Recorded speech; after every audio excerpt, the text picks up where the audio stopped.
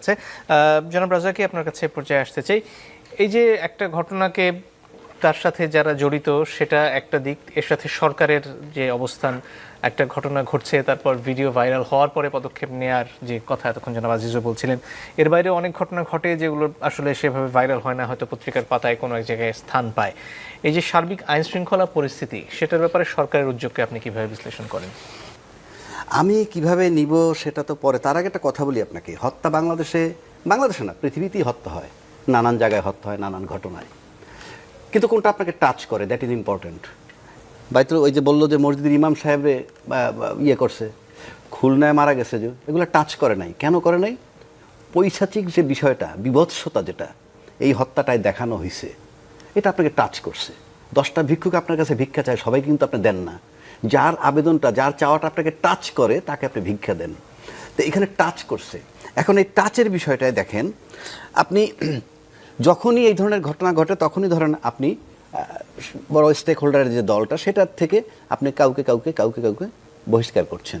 বহিষ্কার করা কিন্তু টু সাম এক্সটেন্ট এডমিশন, অর্থাৎ একটা ঘটনা ঘটছে তার পরিপ্রেক্ষিতে আমি বহিষ্কার করে দিচ্ছি, তার মানে এটা এক ধরনের এডমিশন। এ পর্যন্ত 4-5 হাজার লোককে বোধহয় এই দলটা থেকে আপনার বহিষ্কার করা হয়েছে। এটার মানে হচ্ছে যে প্রাথমিকভাবে কিন্তু আপনি বলে দিচ্ছেন যে এই অপরাধগুলো তারা করছে। কারণ আমি মনে করি এই অপরাধের সাথে ওনাদের পক্ষেই বলছি, বহিষ্কারের সম্পর্ক থাকা উচিত না। কেননা তাহলে কি আপনি সব বহিষ্কার করে দিবেন? অপরাধের বিচার হতে হবে। দল কি বিচার করতে পারে? ওই যে দল বহিষ্কার করে দিল। এখন বহিষ্কারটা যদি বহিষ্কারটা কি ধরনের বিচার? আপনি যখন আমরা নুরুল হুদা, ওই যে প্রধান নির্বাচন কমিশনার, তাকে কিন্তু আপনার জুতা দিয়া পিটাইছে কিংবা জুতার মালা পরে, তারপর কিন্তু পুলিশে সোপর্দ করছে। এবং এটা আমি টকশোতে বলছি যে তাকে তো এমনি গ্রেফতার করা উচিত ছিল, কেন বিএনপির মামলা করতে হইল? এটা কেন কথাটা বললাম, আপনি যখন এই লোকটাকে হত্যা করা হয় এবং তার উপর যখন পাথর ছোড়া হয়, এই বিষয়ে দায়িত্বশীল ব্যক্তিরা কেউ কেউ বলছেন ওনাদের কি, যে যাকে হত্যা করা হয়েছে সে আমাদের দলের হতে পারে, আমাদের দলের, কিন্তু যে হত্যা করে পাথর ছুঁড়ে তাকে নাকি অন্য জায়গা থেকে আনা হয়েছে। প্রশ্ন হচ্ছে, আমি তর্কের খাতিরে ধরে নিলাম স্বর্ণ কেউ, কিন্তু যাকে হত্যা করে সে বিএনপির, যে কথাটা বলা হচ্ছে। এরা এইরকম ঘটনায় আশেপাশে বিএনপির লোক বহু ছিল, প্রতিরোধ কেন করা হইল না? এটা তো একটা সিঙ্গেল ঘটনা না, এটা টিম ওয়ার্ক, বিরাট মব বলা চলে। এটা কীরকম মব? প্রথমে আপনি চাঁদা চাইলেন, এটা কিন্তু মব। আবার চাঁদা না দেওয়ার কারণে আপনি মারলেন, সেটা আরও মব। মানে একটা মবের সে বাস্তবায়ন করার জন্য আর একটা মব। তো সেক্ষেত্রে এটা কি বার্তা দেয়? বার্তা দেয়, খুব হালকা যদি দেখেন, ব্যক্তির জন্য বা সমাজের জন্য সিরিয়াস, যে চাঁদা না দিলে পরিণতি কি হয়, এই বার্তা যেতে পারে। 2 নম্বর, বহিষ্কার করা দিয়ে কনফার্ম করলেন যে it is done by them. 3 number হলো, পাথর নিক্ষেপকারীরা এখনো গ্রেফতার হয় নাই। ওই রকম ভিডিও ফুটেজে এইরকম টাচি ইস্যুতে গ্রেপ্তার না হওয়ার কোনো কারণ নাই। কারণ ওটা যেই করুক না কেন, আমি বলছি না উনি বলছেন যে গ্রেপ্তার হয়নি, কে করছে আমি বলছি না, বাট আমি নিশ্চিত করে বলতে পারি কোনো না কোনো রাজনৈতিক দলের ছত্রছায়ায় তাকে থাকতে হবে।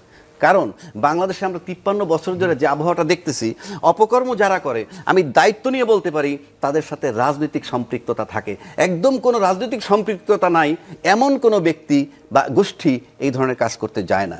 এখন আসেন, এটার পরে কি বলছে? এটার পরে 2টা স্টেটমেন্ট। একটা আপনি বলছেন, ফখরুল ইসলাম আলমগীর সাহেব বলছেন কি, এইরকম মানে নির্বাচন যত দেরি হবে এরকম অস্থিরতা বাড়বে। পাশাপাশি আপনি বললেন জাতীয়তাবাদী শক্তি ধ্বংস করার একটা পায় তারা।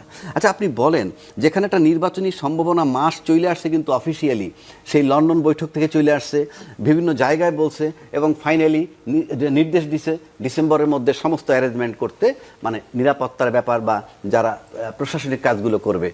তারপরে আপনি এখনও যদি বলেন যে নির্বাচন যত দেরি হবে, তারই তো ফিক্সড হয়ে গেল টু সাম এক্সটেন্ট। তারপরে দেরি হইলে তাহলে কি এই যে ঘটনাটা, এটা কি নির্বাচনটাকে আরও আগায় আনার জন্য বার্তা? তা না হলে আরও ঘটতে থাকবে, নাম্বার 1। নাম্বার 2, এটা যদি আপনি দেখেন যে এটার ভিতরে যদি আপনি কোনো রাজনীতি দেখেন, আমি ষড়যন্ত্র বলবো না, সবই রাজনৈতিক পার্ট, সবাই কিন্তু রাজনীতি করে, ষড়যন্ত্র বলি আমরা, কিন্তু যে যার রাজনীতি করে। তো এটার ভিতরে আপনি যদি রাজনীতি দেখেন, তাহলে কি আছে এখানে? রাজনীতি দেখলে আপনি পাবেন কোনটা? যে সেটা হইল এই যে নির্বাচন হইলেই যে দলটা ক্ষমতায় যাবে বলে আমরা সম্ভাবনা মনে করি, সেক্ষেত্রে আপনি জাতীয়তাবাদী শক্তির ধ্বংস করার পায়তারা বলছেন, তার মানেটা কি? তার মানে হচ্ছে এই যে আমি ব্যক্তিগতভাবে যদি আমি যাই এটা ষড়যন্ত্রের দিকে বা রাজনীতির দিকে যাই, যে বাংলাদেশে এখন যে জিনিসটা চলতেছে আমার ধারণা যে ইলেকশনের চেয়েও বড় হইল ইউনূস অপসারণ। কেন বলছি আমি? কারণ সবচেয়ে বড় stakeholder, no doubt about it, আজকে ইলেকশন হোক, 6 মাস পরে হোক, 1 বছর পরে হোক, আজকে সবচেয়ে বড় দলটাই বিজয় লাভ করবে। সেক্ষেত্রে আমরা নির্বাচনের জন্য এখনও কিন্তু এই যে ঘটনাটার পর আমরা যে সিম্পেথি পাওয়ার কথা, রাষ্ট্রীয়ভাবে নানান যে ওপিনিয়ন পাওয়ার কথা, তার চেয়ে বেশি পাচ্ছি যে নির্বাচন হইলে পরে এই ধরনের ঘটনা ঘটবে না। তাহলে এটা যদি রাজনীতির পার্ট হয় বা ষড়যন্ত্রের পার্ট হয়, তাহলে নির্বাচন পর্যন্ত কি এটা চলতে থাকবে? নাম্বার 1। নাম্বার 2, যদি এইটা এই ষড়যন্ত্র না হয় বা রাজনীতির পার্ট না হয়, তাহলে এই ধরনের ঘটনা এখানেই শেষ হতে হবে। কিন্তু এই ধরনের ঘটনা যদি চলমান থাকে, তাহলে আমরা ধরে নিব রাষ্ট্রটায় নির্বাচনের চেয়ে বেশি গুরুত্বপূর্ণ হলো অস্থির করে ইউনূস সাহেব অপসারণ। এবং আমি নিশ্চিত করে বলছি, ইউনূস সাহেব চলে যাবেন, সে নির্বাচন দিতে পারুক কি না পারুক, উনি চলে যাবেন।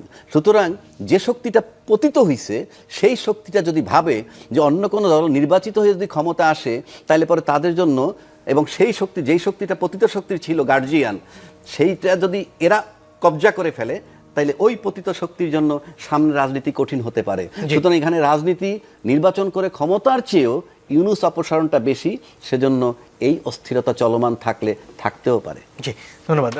এই যে আইন শৃঙ্খলা পরিস্থিতির ব্যাপারে অনেক দিন থেকেই কথা হচ্ছে, এবং সেখানে একটা অজুহাত শুরু থেকে দেয়া হতো যে পুলিশ বাহিনীকে আসলে সংস্কার করা যায়নি, সে কারণে সব পরিস্থিতি নিয়ন্ত্রণ করা যায় না।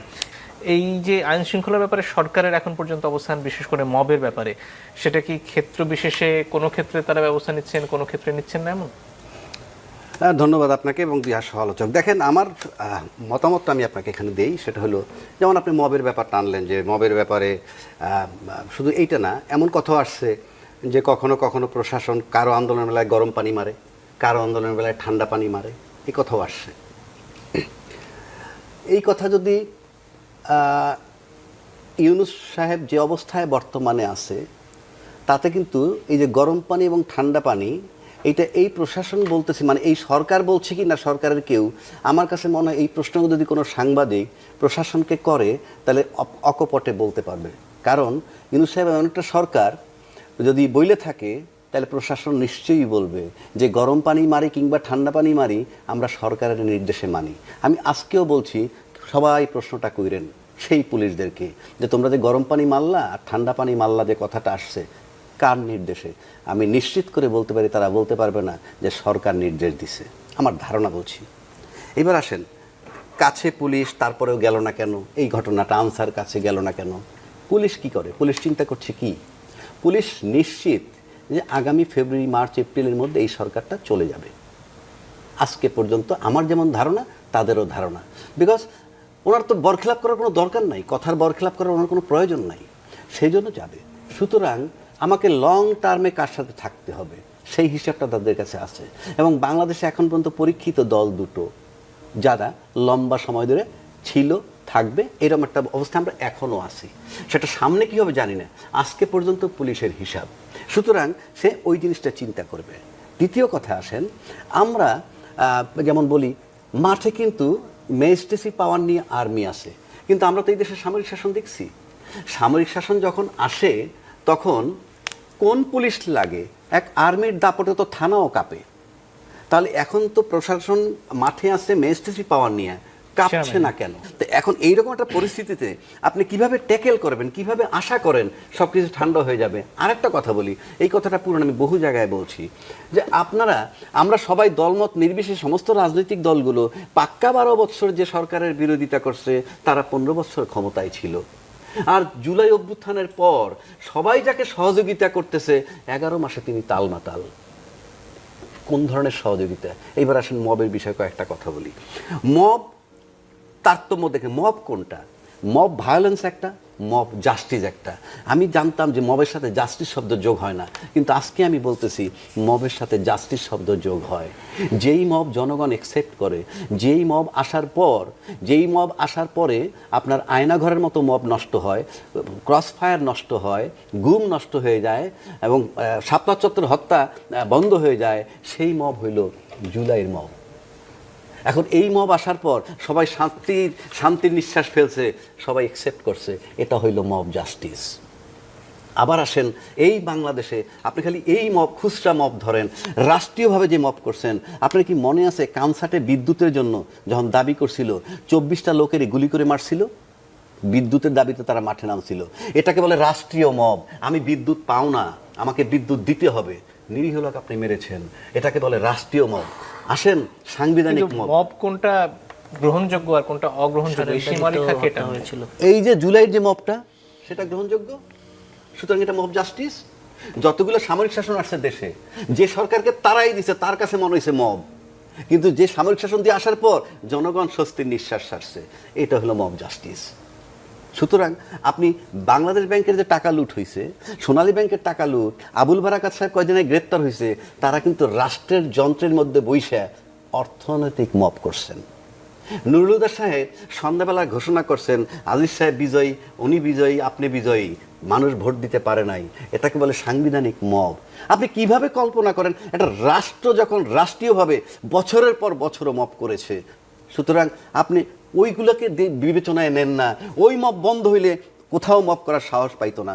আজকে যে মব হচ্ছে, এই মবের জন্য অন্যতম কাজ হইল আপনার বিচার করা। কেন বিচারটা করা? কারণ তাইলে মানুষ চিন্তা করবে যে পরিণতি বহুত খারাপ।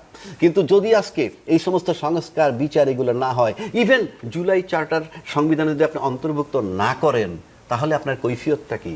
যেখানে সবচেয়ে বেশি নির্যাতিত হয়েছে যারা, এবং তাদের দাবি যে জুলাইতেও নাকি তাদের 427 জন লোক মারা গেছে, নেতাকর্মী, এবং তার মানে আহত হয়েছে বহু, সেই জিনিসটা আপনারা জুলাই চার্টারে মানে সংবিধানের ভিতরে অন্তর্ভুক্ত করতে চাচ্ছেন না, দলিল হিসাবে রাখতে চাইতেছেন। দলিল হিসাবে থাকুক, ইতিহাস হিসাবে থাকুক, আমরা স্বীকৃতি দিলাম। কেন এটা ইনসার্ট করতে সমস্যাটা কোথায়?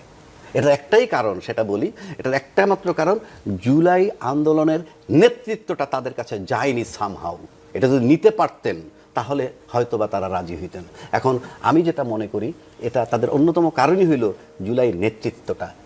আর আজকে যারা জুলাই ইনসার্ট করতে চান তাদের জীবনের ঝুঁকি আছে, কারণ এটা রাষ্ট্র অ্যাকসেপ্ট করছে।